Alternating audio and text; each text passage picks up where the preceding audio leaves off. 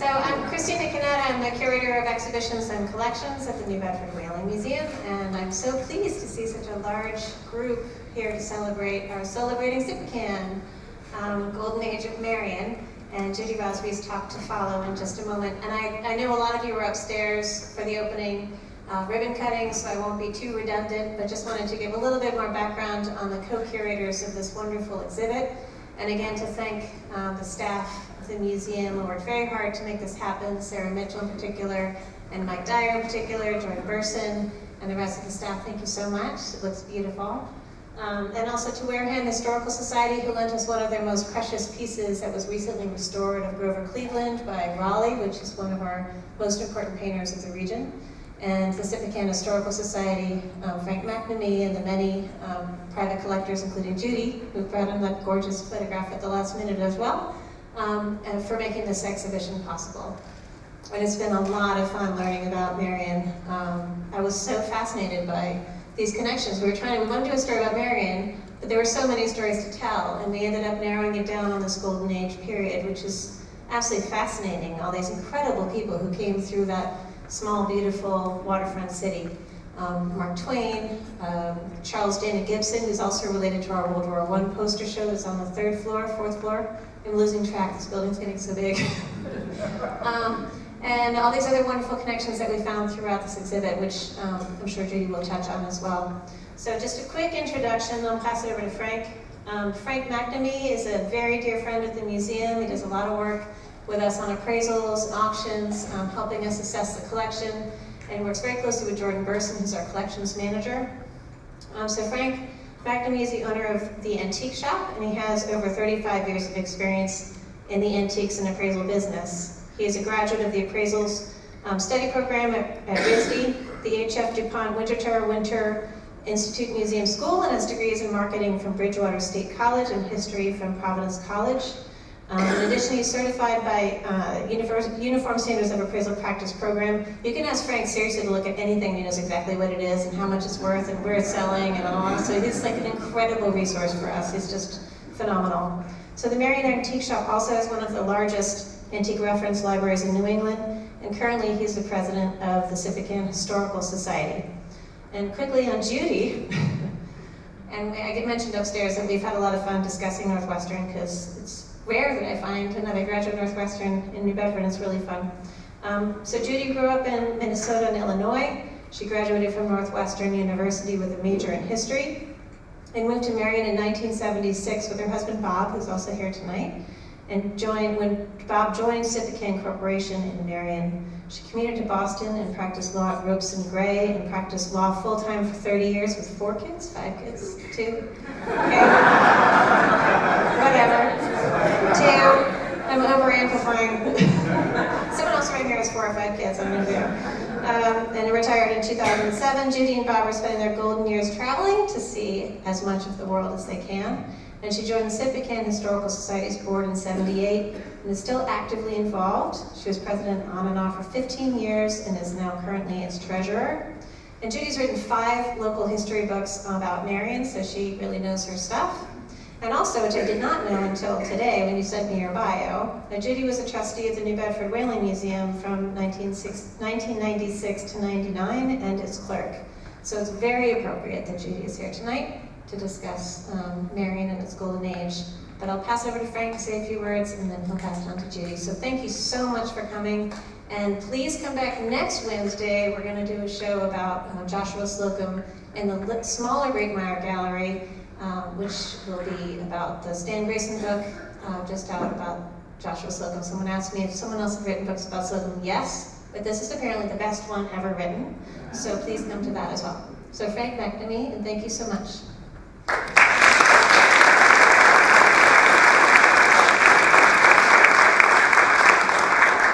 Thank you, Christina. It's been a great pleasure working on this exhibit and seeing it come together. It's a wonderful partnership with us, the Sippican Historical Society, and the New Bedford Whaling Museum to do this together and to bring our collections out so the general public can see them. And I encourage you all to visit our little museum in Marion on Main Street. It's been there since the 70s? 63. It's free. And it's free, and it's open to the public, and we try to do a lot of good things for the town. Over the years, we ran the Marion Antique Show, which provided funds that did things like renovate the bandstand. We bought the building that was next to the general store and renovated that and put deed restrictions on it. This year we had a best accomplishment was that Captain Hadley House was targeted to be maybe developed and knocked down, and we were able to help someone purchase that and put deed restrictions on it to save it. So we do more than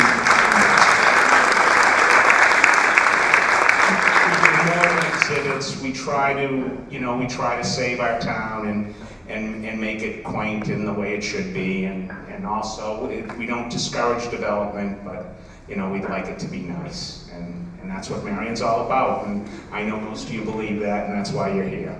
So thank you. I'm going to hand this over to Judy, and Judy's been incredible for the Historical Society for many years. She's the one that recruited me and a long time ago.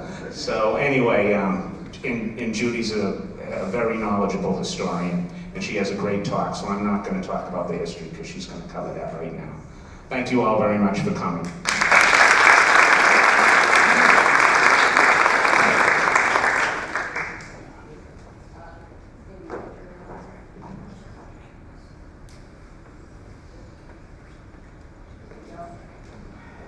Hope you can hear me. Oh, good. As Frank said, we've been good friends for 30 years, and working on this exhibit was really a wonderful experience for both of us. We were also thrilled that it was put into the Breitmeyer room, because not only are the Breitmeyers such generous people to the New Bedford Whaling Museum, but they've been good friends of ours for many years. So we were very honored that our exhibit is in the Breitmeyer room. So on with Marion and the Golden Age. The Golden Age of Marion started in 1871 and went up to the beginning of World War I, about 1911. And it all started when an admiral from the Civil War decided that he wanted to retire, and he wanted to retire in a town that was on the water, and he chose Marion. And he came to the only hotel that was there in existence right now, called the Bayview House. Anyway, he joined the Navy when he was only 16 years old and had a wonderful career there. He came and stayed one summer at the Bayview House. Let's see if there it works. And this was located on the corner of South Street and Water Street, which was called Harbor Lane at that time. And this was built by the Hillers, and then later on, a great big huge hotel was built on the front part of it, facing Water Street, called the Sippican Hotel. But he stayed there, and the residents that summer knew that he had given Episcopal services, or he had given services, religious services on his boat to the men, and they asked him if he would start giving services on Sunday at the Bayview Hotel, and he did. And the next year he came back, and he bought the house across the street from the Shermans. And Water Street at that time was called Harbor Lane, but the Sherman House now that you see here on the left part of the screen is now the Beverly Yacht Club. Notice how in the summertime that they were fully dressed. No short shorts. So in 1872, he purchased the Sherman House. And in 1874, he went to an auction and purchased the Sippican Seminary building. It was a school that had failed. And he purchased that and named it St. Gabriel's Episcopal Church. The story is that while he was out on his boat one time, a huge storm came in, and he prayed to St. Gabriel's and said, if you allow me to live through this storm and protect our boat, I will found a church, and we'll call it St. Gabriel's after you. And lo and behold, he survived, and that's what he did. He had a daughter, Elizabeth Franklin Harwood, who was engaged to a man who went off to the Civil War. And unfortunately, he was killed and never came back, so she remained single her whole life. But she was a childhood friend of a man called Richard Watson Gilder, and I'm not sure that people really know who he is today, but he was very famous at that time as the editor. He was also a poet of the most popular and influential magazine of the time called Century Magazine. And this, of course, was before television and before the internet. People read magazines and read books. And it was very, very successful. And what he would do was that he would serialize authors in it. And we'll get into that later. But anyway, Elizabeth Franklin Harwood, who was called Bessie, was related to Benjamin Franklin through her mother's side. And through her father's side, she was related to some actors. And so all of her life, she put on a show called Mrs. Jarley's Waxworks, which was taken from one of Charles Dickens's books called The Old Curiosity Shop. And in it, she had all different characters like Captain Kidd and everybody, and she would pretend to wind them up, have a big noise winding them up, and then they would dance and do all these certain routines until they wound down, and then they would fall on the floor. And I guess people couldn't get enough of it. And so she did that show practically her whole life, and did it in a way to raise money for a lot of charitable organizations. And her obituary, just to go back, I'll get to that later, but she's holding two of the Gilder children, Rosamond and George. And Rosamond went on to become a very famous theater critic. Anyway, her obituary said that she had a genius for friendship, and that Mrs. Cleveland even wrote a letter of condolence to the family. So that was how the Golden Age began. After she invited her friend, Richard Watson Gilder, to come to Marion, he was very smitten with it. And he decided that he would buy a house in Marion, and he bought one, well, this is a wedding portrait. He married an artist, Helena Decay Gilder. And the story goes that Winslow Homer was totally in love with her, but her parents didn't think he was suitable. So they let her marry Richard Watson Gilder. Poor Homer Winslow, I guess. Winslow Homer ended up doing a beautiful portrait of her. He purchased a house on Front Street, which he described as very ugly. It was right next to a house that was designed by Henry Hobson Richardson, which when I moved to town, we referred to it as the Pembroke House. This house, when I moved to town, had been torn down, and a house was built there that we refer to as Harvey Williams' house, which is now owned by Tabor, and they've expanded it, and the headmaster lives there. So Marion became a golden age because Richard Watson Gilder was very influential and knew all the rich and famous people who were in government, people who were actors, people who were educators, authors, and he invited them all to Marion. And when I was going through our files, I found a lot of little snapshots of the Gilders. They lived right next door to Percy Brown's, and they shared little ponies and donkeys. And I think these are just such charming pictures of the Gilder family in Marion. They owned that house for 13 years and came every summer for rest and relaxation.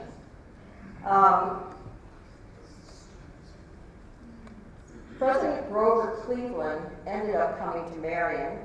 First of all, Richard Watson Gilder was asked to speak to Wells College, and Frances Folsom Cleveland had gone for her reunion because that's where she had graduated. And they started talking, and he accompanied her on the train back to Washington. And then the next summer, she was invited to come to Marion by Adolphus Greeley, who is an art explorer, and he actually rented the Captain Hadley house that we recently preserved. And she held an open house for all of the people of Marion to come, and everybody did. They came in one door, went out the other door, and felt that she was so charming. She was a little bit like Jackie Kennedy. Everybody wondered what she was wearing, and when she stopped wearing bustles, then all the dressmakers stopped making bustles for dresses, saying it's out of style, Mrs. Cleveland doesn't wear them anymore. Anyway, the next summer, she came to Marion with her mother. And this picture shows her mother on the left here. And then the next two people are he's a famous actor, Joe Jefferson, and his wife. And that's Richard Watson Gilder. This is Frances Olson Cleveland, and that's Mrs. Gilder. And the fireplace was designed by a very famous architect, Sanford White. And they would have plays and just salons there almost every night. And they loved to talk about novels and books and everything. So we found in our files also some pictures of Helena Decay Gilder, and this was in her studio at the Old Stone Studio. And after Mrs. Cleveland had come to Marion for 2 summers, Grover Cleveland was not elected for a second term. He's the only president that has served 2 non-consecutive terms. And in between those 4 years when he was not president, he came to Marion. He asked Richard Watson Gilder, "How's the fishing in Marion?" And he said, "It's very good." And President Cleveland spent every day fishing. And here he is with Clark Davis, who was the father of Richard Harding Davis, and he was an editor of a Philadelphia Inquirer. And notice how they're dressed. I mean, they go out in full suits every day. And that's why Marion attracted them, because we have in Marion a predictable afternoon sea breeze that comes up about 2 o'clock. And they would sit out on the porch and drink lemonade while the predictable breeze would come. And they would be dressed, the women all in full-length dresses and the men in suits. This is a picture of Grover Cleveland walking with Percy Brown, and I'll talk more about him later, but Percy Brown was a minister who bet Henry Hobson Richardson that he couldn't build a house, a small house, in Marion for $2,500. And Percy lost, and the house that's on Front Street is the smallest house that Henry Hobson Richardson ever built. And he was very famous for building large Romanesque buildings. His first building that he built was Copley Church in Copley Square. He also built the Woburn Library, Public Library, and the Northeastern Public Library. Big stone, massive, beautiful Romanesque buildings. Grover Cleveland was one of 9 children, and when his father died, his father was a minister, he started out being a clerk for a law office. And at that time, you didn't have to go to college or to law school to be a lawyer, and that's what he did. He studied as a clerk and then became a member of the bar. But he was always admired for his clear thinking and his honesty. This is a picture of his wife. As you see, she looks much younger, much thinner than he, and he practiced law with a man whose last name was Folsom, and he unfortunately died when a buggy hit him and didn't leave a will, and he had a wife and a small daughter who was age 11. So the court appointed Cleveland to be the executor of the state and the guardian of Frances Folsom. And so over the years, he watched out for her, and when she graduated from Wells College, he realized that he was in love with her and asked her mother if he could marry her. She was 21 and he was 45. So they were married in the White House, and he happens to be the only president who's ever been married in the White House. And they have their second child in the White House. He's the only president who has had a child born in the White House. I wanted to go back and just mention this. Today, I read in the newspaper that they were going to have more Secret Service men for Trump's extended family. And notice here that they're walking on the corner of Water Street and Main Street, just the two of them, no Secret Service people in sight. So things have changed. This was their summer home at 46 Water Street, and they rented it for 2 summers. And they wanted to buy the house, but the people who owned it named a very high price. And he was a very practical man, and he said no, and he then bought a house in Bourne, which he called Grey Gables. This is Reverend Percy Brown and Reverend Richard Fuller and Mrs. Cleveland and Mr. Cleveland sitting on the porch. And this is how they would enjoy the afternoon with the sea breezes, fully dressed but enjoying the breeze that came up. And this was the only baby who's ever been born in the White House. This is baby Esther. And the picture says it's for Mr. Brown. They rented his house one summer. And this newspaper article says that after they moved to Bourne, they named their 3rd daughter Marion. And they said because they had such fond memories of Marion that they would call their 3rd daughter Marion. Their first daughter was called Ruth, second one Esther, and third Marion. Ruth, supposedly, the baby Ruth Candy Bar is supposed to have been named after her, but I'm not sure, but that's the rumor. And here are Mr. and Mrs. Cleveland with their 3 older daughters. After that, they had 2 sons, Richard and Francis with an I. This was just kind of fun that I found one time actually at Frank's Antique Shop, this sheet music, and it's dedicated to the Democratic Party. March Brilliant, and 3 Cheers for Cleveland, song with a male chorus. So if you ever want to tickle the ivories, we have it there for you to borrow. The other thing, too, is that the fishermen in Marion were not very happy that Cleveland would come in with his fish and then give it away to all the villagers, because they would cut into the profits of other people. And but people really liked the generosity and the access that the Clevelands provided to Marion, and so they really added a lot to Marion's golden age. And I don't know if you and Marion know that Cleveland's Ledge is where Cleveland used to like to fish, and still has that name today. During the Golden Age of Marion, many famous artists also came to Marion. Probably the most famous is Augustus St. Gaudens.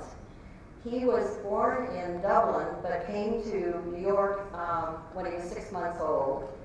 And his father was a shoemaker. And when St. Gaudens was 13 years old, that's after 8th grade, he went to be an apprentice to a cameo cutter. And they used to be very popular. And so for 6 years, he apprenticed this cameo cutter with a cameo cutter and took art lessons at night. And when he turned 20, he then went to Paris for 3 years and then on to Rome for 3 years. And he made extra money by making cameo portraits of people and busts of people, very wealthy people. And when he ended up going back to New York, these people gave a good word for him and promoted his work in America. So when he returned to New York, he received his first major commission, which was a monument to Civil War Admiral David Glasgow Farragut in New York, which really changed the way that sculptures, or took sculpture into a new American, new direction, where he combined realism with allegory. He used to sit down and try to think, now what is this person thinking? And he would try to put that into his sculptures. And he did a lot of joint projects with Stanford White, who was an architect, and Stanford White would do the base and he would do the sculpture.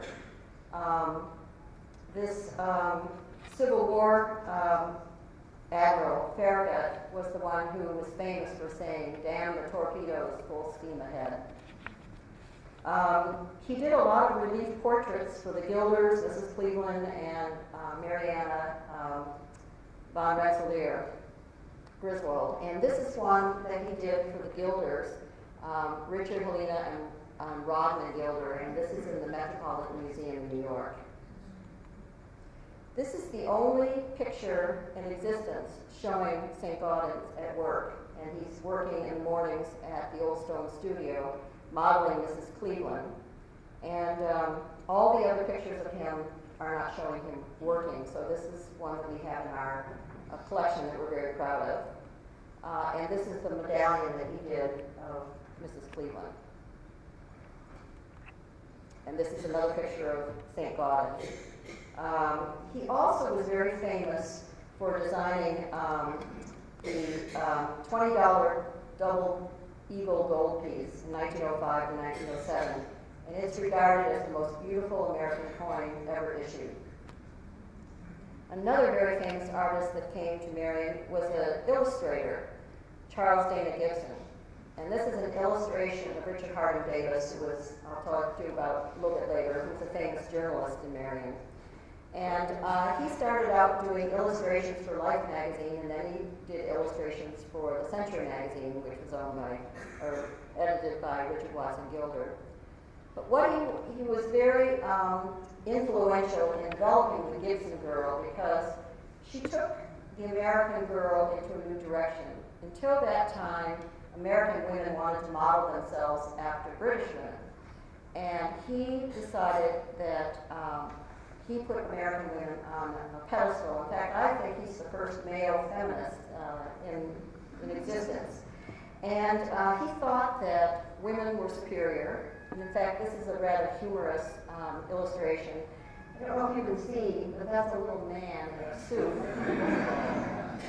And she looks like she has a hat pin, and that she's trying to skewer him and put him on a board like a butterfly. And he's kind of begging, but all of the Gibson girls have no, they don't look vindictive, they're just looking beautiful. He felt, Charles Dana Gibson, that the Gibson girl was superior to males, that she was healthy, beautiful, athletic, and superior in all ways. And she didn't have any sexual connotations, kind of like the I don't know, a bunny or whatever. Who's the person that had the bunny? Playboy bunny, excuse me, yes. Nothing like that at all. She was your best buddy. And Marion's most famous, these are the Gibson girls at the beach. They're enjoying an athletic afternoon, just looking beautiful. Here she is playing golf at Wisconsin. I don't know what that means, 4 or something. Cecil Clark Davis was Marion's most famous portrait painter, and unfortunately she's not really known too much outside of Marion, but we revere her, and she painted about 500 portraits in her life. She even had some help with Johnson or Sargent, giving her suggestions and everything. She was similar to a Gibson girl in that she was very independent, very beautiful, and she had a mind of her own. This is her wedding to Richard Harding Davis, and I always think this is kind of unusual in that the bride and the maid of honor are wearing the same dress. But the bridesmaid was Ethel Barrymore, and she was a childhood friend of Richard Harding Davis, and she served as his maid of honor in his first wedding, marriage, and matron of honor in his second marriage. And this is, Charles Dana Gibson. This is Mrs. Clark, Cecil Clark's mother, and a lot of other dignitaries in Marion. The wedding happened on May 4th in 1899, and this photograph, because Richard Harding Davis was so famous, was broadcast all over the United States. This is Richard Harding Davis and Cecil Clark Davis at their home in Marion, which has been unfortunately torn down now. And here she is, a picture of her painting a portrait of Mr. Becky. But look at how good the portrait is of him. I mean, they look very similar. And they loved to travel all over the world. Not only was Richard Harding Davis a novelist and a journalist, but he was a war correspondent. And She loved traveling with him, and here they are with one of their dogs. She had 65 dogs at one time. Here she is, very lovely in Marion, with 2 of her dogs. Another one. And this is a sketch that she did of Richard Harding Davis that we have at the Historical Society. We also had very important architects come to Marion, and a very famous architectural critic. Henry Hobson Richardson, as you know, came to Marion to design the Percy Brown house for $2,500, and it was the house that was rented by the Clevelands for one summer. Mariana Griswold Rensselaer, who was an architectural critic, also came to Marion, and she did the first biography of Henry Hobson Richardson when he died. He died at a very young age, I think 44, 45. He did Trinity Church, Woburn Library, Northeastern Library, and a lot of other important buildings. This picture, as it turns out, is the only one showing the house as it originally was built. And I found it in our files, and an architectural critic who was writing a paper on it knew that we had it because he had seen it in the Standard Times maybe 20 or 30 years ago. So we found it for him, and he was absolutely thrilled because he said it's not in Harvard's library or any of the other places that have his papers.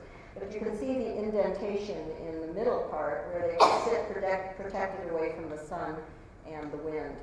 And the house is supposed to kind of just match its surroundings, like it's rising up from the surroundings.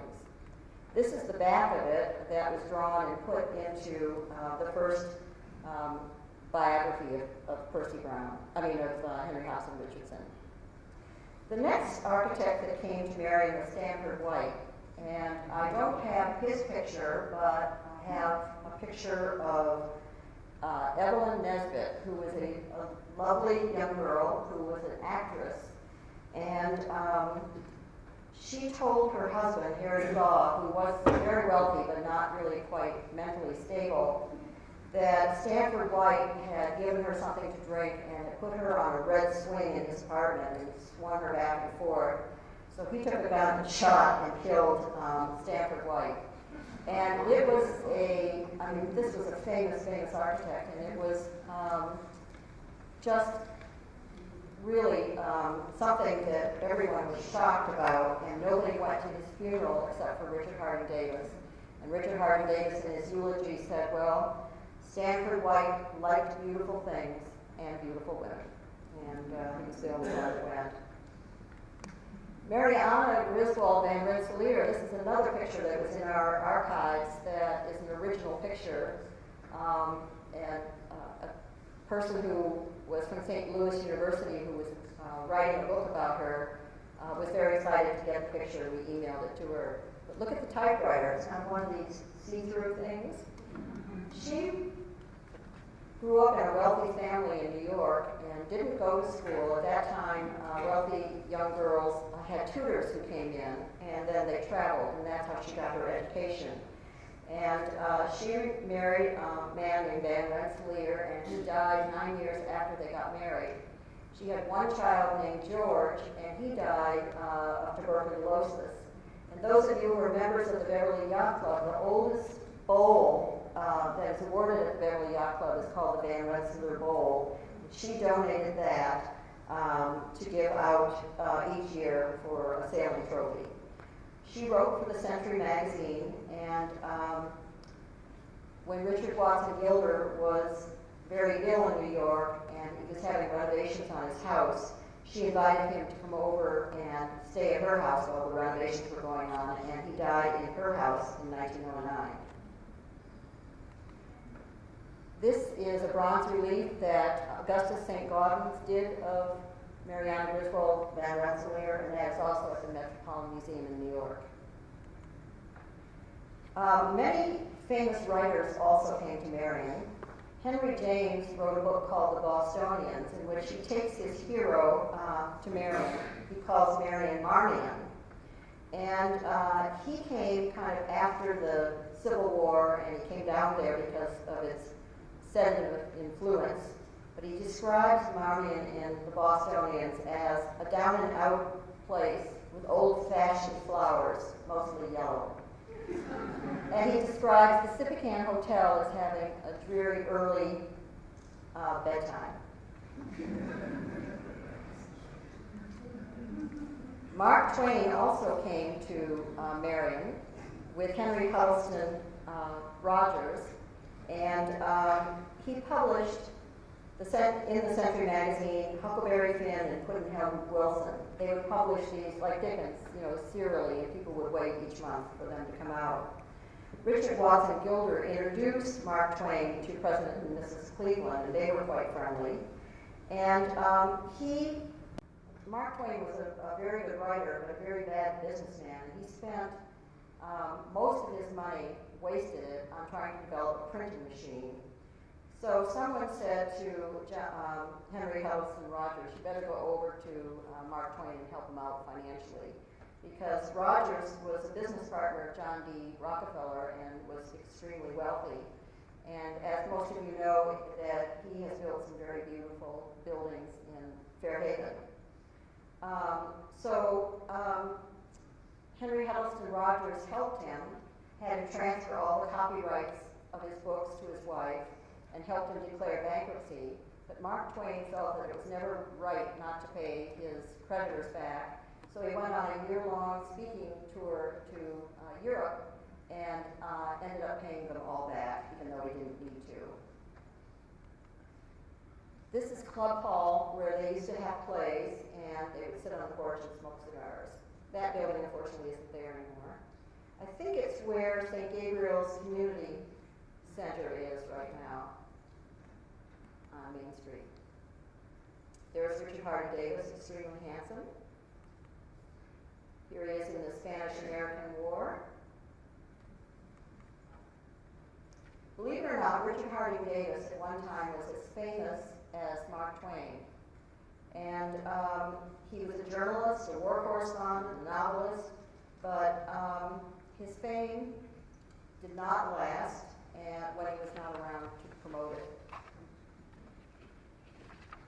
He and Mark Twain both had something in common, though. They wrote like crazy whenever they needed money so that they would be able to satisfy their bills. And as previously said, he married Cecil Clark Davis. Two other famous, this is Richard Harding Davis and Ethel Barrymore in Marion. Richard Harding Davis and Ethel Barrymore grew up together in the summers in New Jersey, and they were lifelong friends. So not only did Ethel come, but her brother Lionel and brothers John and Lionel came too. Two of President Lincoln's private secretaries also came to Marion. They lived on Front Street in what was the old Hellier House, and they wrote the first history of Lincoln's presidency. It was serialized in the Century magazine, and they came to Marion because Richard Watson Gilder helped them edit it. Gilder paid them $50,000 for the 10-volume book, and it came to 4,700 pages and ran for 4 years in the Century magazine.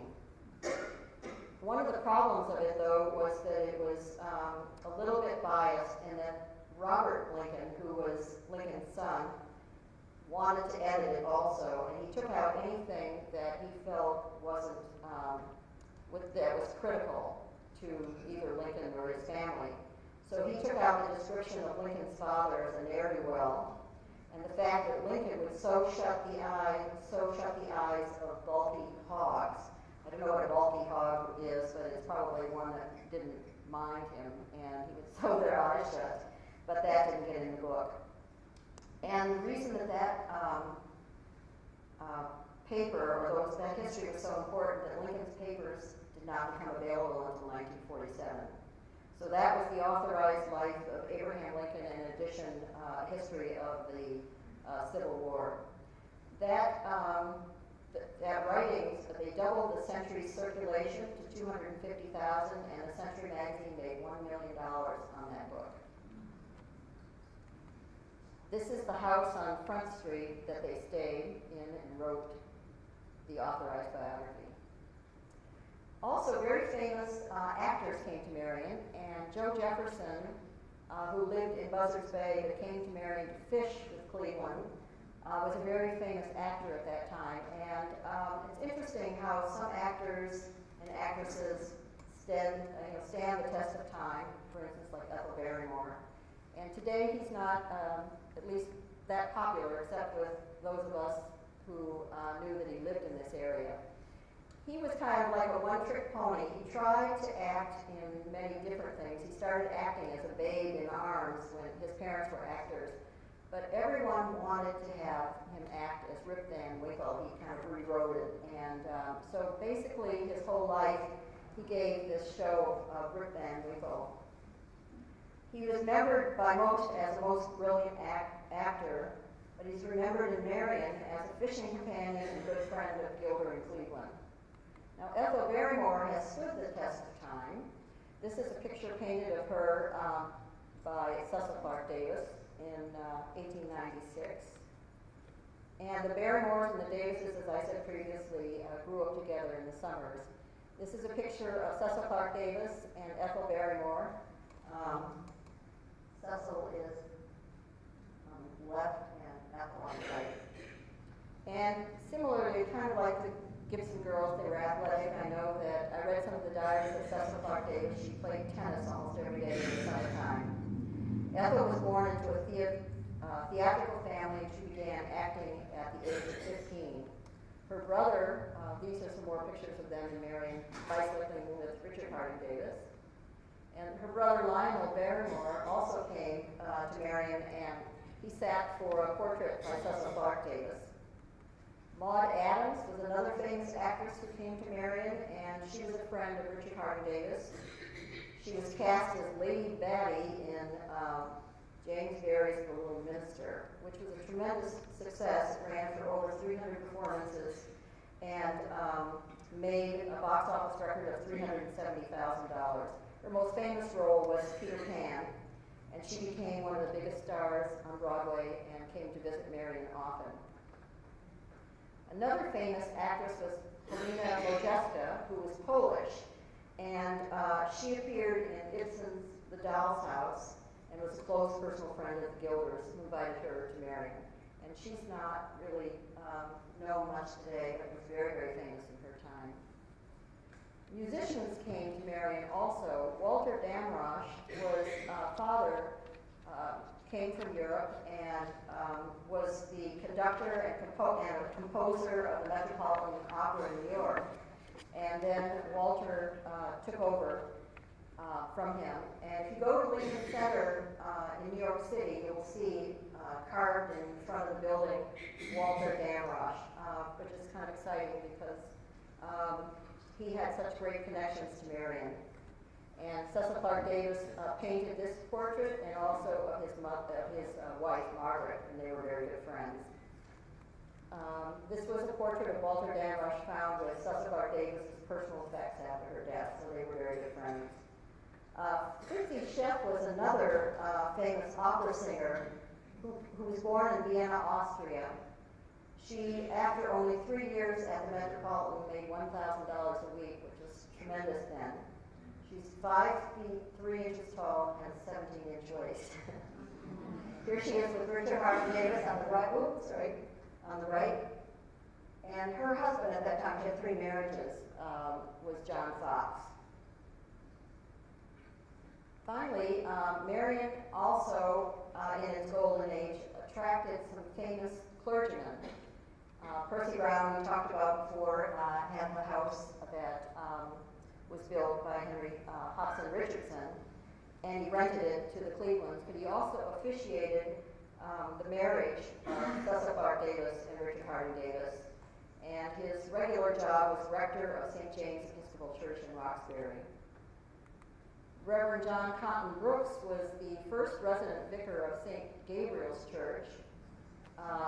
He and his wife and 2 daughters summered in Marion, and they summered for 22 years at the corner of Water and Allen Street. Does anybody know who lives in this house today? The Unhots. So this is a picture of it in 1885. This porch has been filled in. This is another photograph of it from the Allen Street side. The first one was from the Water Street side. So that house has a very interesting history. He was the resident vicar of St. Gabriel's Church, and he was paid $15 a Sunday salary. He was also the younger brother of Bishop Phillips Brooks, who also came to Marion. Phillips Brooks was the Episcopal Bishop of Massachusetts, and he was the great-grandson of Samuel Phillips, the founder of Phillips Academy in Andover, Mass. He hired his good friend, Henry Hobson Richardson, to rebuild Trinity Church and made Richardson's career because of it. This monument at Copley Square today in Boston is by the sculptor Augustus St. Gaudens, and the setting was drawn up and designed by Stanford White. Bishop Phillips Brooks is probably best known for writing the Christmas carol, O Little Town of Bethlehem. And Brooks School in North Andover, Mass. is named after him. So I've taken you quite quickly through the rich and famous that came to Marion, but this was a special time for Marion and a special time after World War I. Things changed quite a bit in Marion, but these were the golden years. So thank you very much.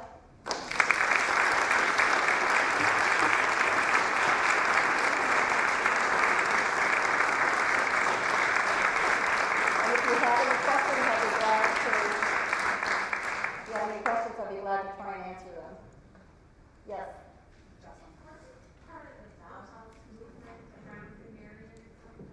Not that I know of. That was more up near Lincoln, Mass, I think. They summered in 1937, which is a good year to be on Planting Island. They rented on East Avenue when they first came over, Maholinage and the other 4 or 5 of them. They rented a house on Planting Island, and there's wonderful pictures of them sitting on a rock on Planting Island in modern architecture of Cape Cod. And what year was that? 1937. Ah, so after the Golden Age. But that's very interesting. Right, but it was the year before the hurricane, so it was good.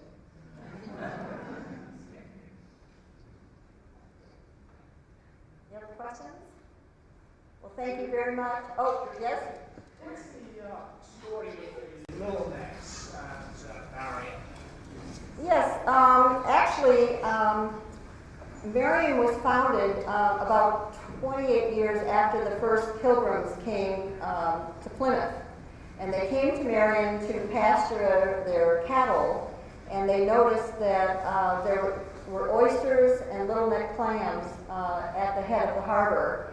And so they named Marion for Rochester in England, that was famous for oysters. But the name Little Neck Clams from that area stuck, I guess, and if you go to New York or any place else, Little Neck Clams refer to those clams that originally came from the head of the harbor.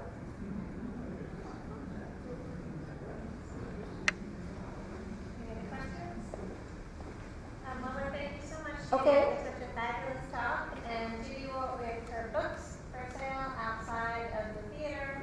Judy is here to sign them for your friends and families. Thank you so much for coming. It's wonderful to see such a large representation from Marion. It's been fascinating, and I can't thank Judy and Frank enough for their generosity and scholarship putting the show together. It really comes through. It's been absolutely wonderful project, so thank you both very much. Enjoyed it.